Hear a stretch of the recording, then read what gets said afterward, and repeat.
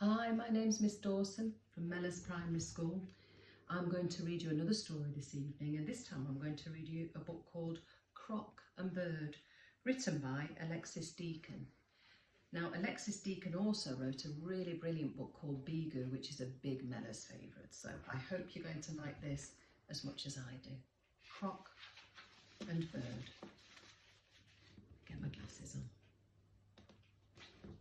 Side by side on the sand sat 2 eggs,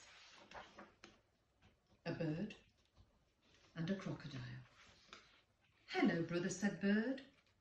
"I'm hungry," said Crocodile.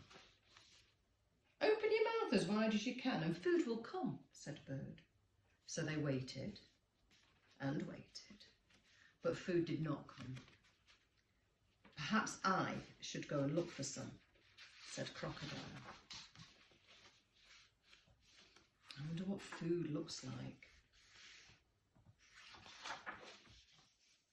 I don't know what we like, so I brought a selection," he said when he came back. "Could you chew it for me?" asked Bird. When they'd finished, they sat together on the sand, looking at the world. "I'm cold," said Crocodile. "Me too," said Bird. Then the sun rose. "Look, it is beautiful," said Crocodile. "I think we should sing to it," said Bird. "Singing makes me sleepy," said Crocodile. And then he fell asleep. When Crocodile woke up, Bird was sitting on something. "Oh," said Crocodile. "What is it?" "It's our home," said Bird. "It's just a pile of sticks." Days went by. Crocodile and Bird grew big together. They practiced flying. There's Crocodile practicing flying, not very well because he doesn't have wings. And they practiced lying like logs in the water. And clearly Crocodile's much better at that than Bird. They practiced climbing and they practiced dancing. When it was bad, they fluffed up to keep warm on his Milo. "I'm glad you're my brother," said Crocodile. And when the weather was fine, they basked on the hot rocks. Come on, Milo, sit down. Then, one day, when they were out hunting, the river carried them far, far away to a lake full of crocodiles by a forest full of birds.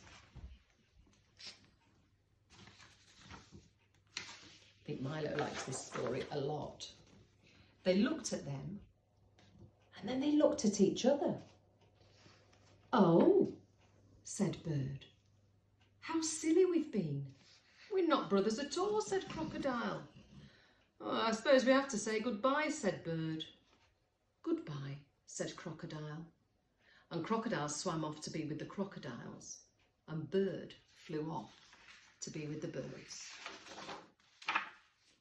And there's Bird with the birds, doing what birds do. And there's Crocodile with the crocodiles, doing what crocodiles do. Next morning, Crocodile greeted the sun with a song. "Be quiet," said the crocodiles. At lunch, Bird caught a buffalo. "That's disgusting," said the birds. In the evening, Crocodile said, "I built us a nest."